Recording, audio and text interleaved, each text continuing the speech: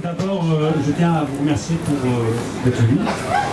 Je remercie nos toutes intervenantes, Geneviève d'Amnesty International et Anissa de l'APDH d'être venues. Je vous remercie. Je vous remercie de cette présence. Et comme vous le savez, comme chaque année, l'AMDH organise des débats, des échanges, plutôt des échanges à propos des questions diverses qui concernent la situation des droits humains, non seulement au Maroc, mais également ailleurs, et notamment en France. Cette année, je pense qu'il est nécessaire de mettre la lumière sur des questions qui nous concernent non seulement en tant que Marocains et Marocains, mais en tant que Français ou pas. Car la situation est de plus en plus alarmante. Donc il y aura deux volets qui vont être abordés. Le premier concerne la liberté d'association et d'organisation. Et le deuxième volet concerne les mouvements sociaux, notamment la répression dont ils font objet. Donc comme j'avais dit, il y a Anissa de l'APDH et Geneviève d'Amnesty et moi-même qui va essayer en fait d'aborder ces questions, chacune et chacun de son angle. Personnellement, je vais essayer de dresser un tableau général avant de passer la parole à Anissa et Geneviève. Donc la question qui se pose, pourquoi nous organisons ce débat? Tout simplement pour réfléchir ensemble à cette situation qui est de plus en plus alarmante, car aujourd'hui on remarque une régression généralisée à tous les niveaux, les droits politiques, socio-économiques, les droits culturels, environnementaux. Et cette répression déclenche des luttes sociales de grande ampleur à l'image du Rif, à l'image de Gelada, de Nidor et d'autres régions du Maroc, qui luttent contre l'exclusion sociale et la répression. Mais aussi des luttes sectorielles, par exemple les enseignants, les étudiants.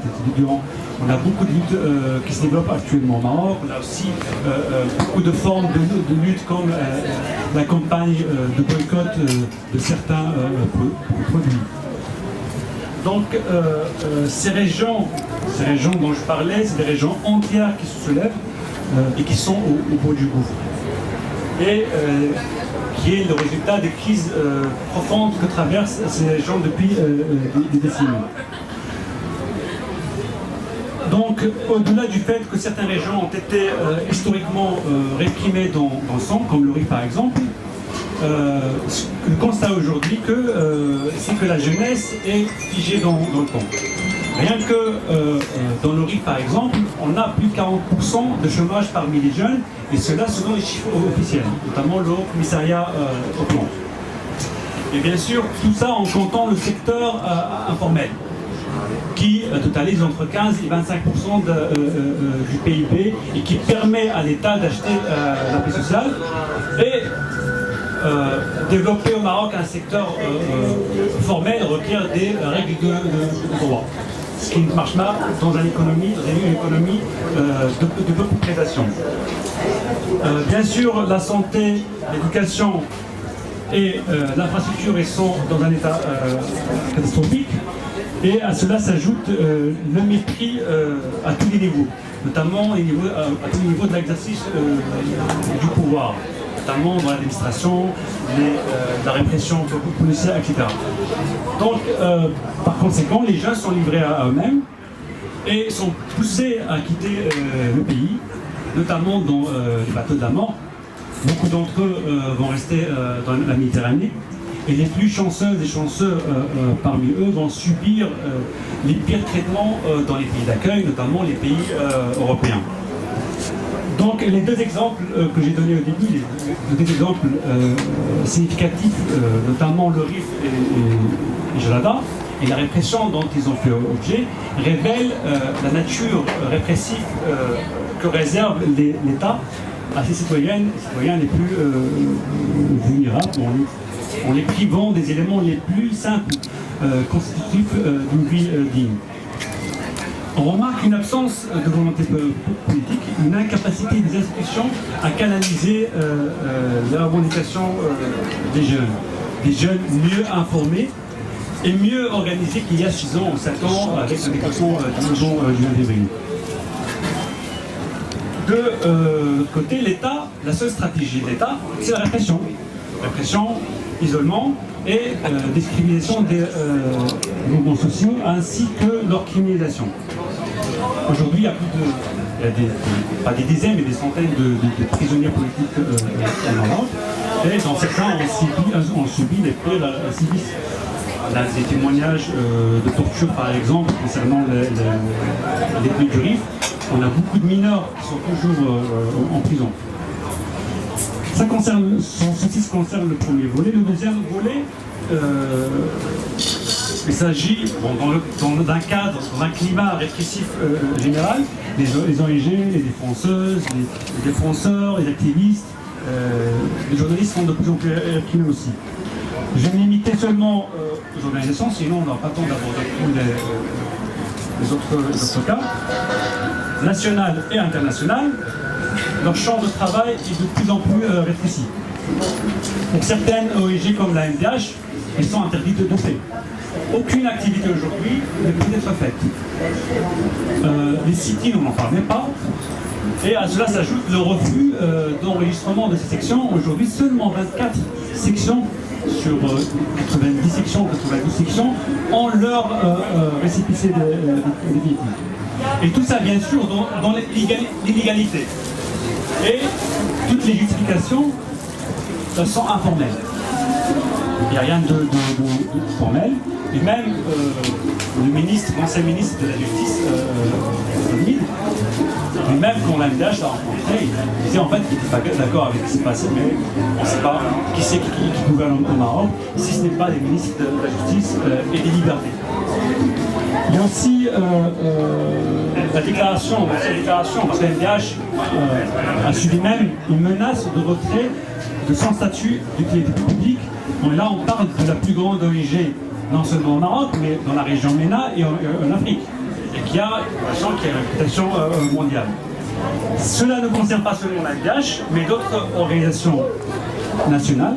Par exemple, il y a l'Association marocaine de journalisme et d'investigation, il y a Attaque Maroc, il y a l'Association nationale des diplômés chômeurs, il y a la jeunesse de la voie démocratique, il y a la coordination maghrébine la coordination maghrébine des droits de l'homme, et qui n'ont pas non plus d'existence légale. Ça concerne aussi les ONG internationales, à l'image de Amnesty International ou encore Human Rights Watch. La question qu'on peut se poser, comment expliquer cette répression, notamment vis-à-vis de l'AMDH, parce que c'est le cas que je connais le mieux, c'est parce que c'est une ONG qui n'hésite pas à critiquer en fait les politiques de l'État et qui franchit les lignes rouges, parce qu'il y a des lignes rouges imposées par l'État. C'est aussi sa présence sur le terrain et son soutien aux luttes sociales. C'est également ses capacités de mobilisation, notamment parmi les jeunes, et son influence au niveau non seulement national mais international. Et dernière chose, c'est son référentiel universel contre toute spécificité nationale ou religieuse qui servent à justifier à beaucoup de reprises la répression que les citoyennes et les citoyens subissent. Donc aujourd'hui, la répression prend des dimensions de plus en plus grandes, à l'image des ONG que je viens d'aborder, mais l'un des problèmes les plus marquants aujourd'hui au Maroc, c'est le rôle de la justice qui blanchit les politiques répressives de l'État et qui sert d'organe pour justifier en fait la répression dont font les ONG et les militantes et les militants. Nous avons vu à quel point la justice était injuste vis-à-vis des militantes et des militants du Québec en condamnant des jeunes à des peines allant jusqu'à 20 ans de prison, ce qui fait de la justice un instrument de répression, tout comme le rôle qu'il avait pendant les années de plomb lors du règne Hassan II. Donc l'opération de marketing qui a suivi l'arrivée au pouvoir du roi actuel, Mohamed VI, est définitivement tombé à l'eau. C'est ce dernier, la tentative de ce dernier à renouer, ce dernier en fait a clairement renoué avec les pratiques répressives de son père.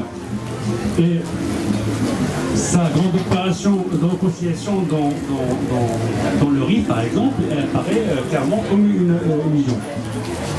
Enfin, la situation actuelle reflète aussi l'absence de volonté politique pour permettre au pays d'aller dans la voie de la démocratie. Les rares initiatives politiques aujourd'hui de l'État répondent seulement aux pressions internationales, notamment les ONG internationales, et les pressions de la rue, notamment à travers les luttes sur le terrain. Avant, bien sûr, d'équilibrer les rapports de force quand ils sont à son avantage. Donc là, il bascule à nouveau dans sa nature répressive et prédatrice. Néanmoins, et en guise de conclusion, si cette situation aujourd'hui est favorable à l'État, c'est aussi à cause de la faiblesse des forces démocratiques, mais aussi à cause du soutien indéfectible de l'Europe aux politiques marocaines, notamment la France.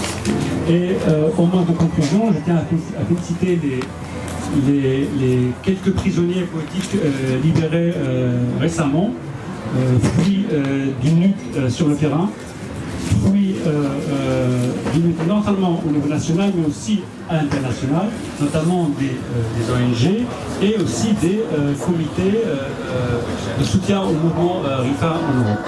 Donc je vous remercie pour votre attention.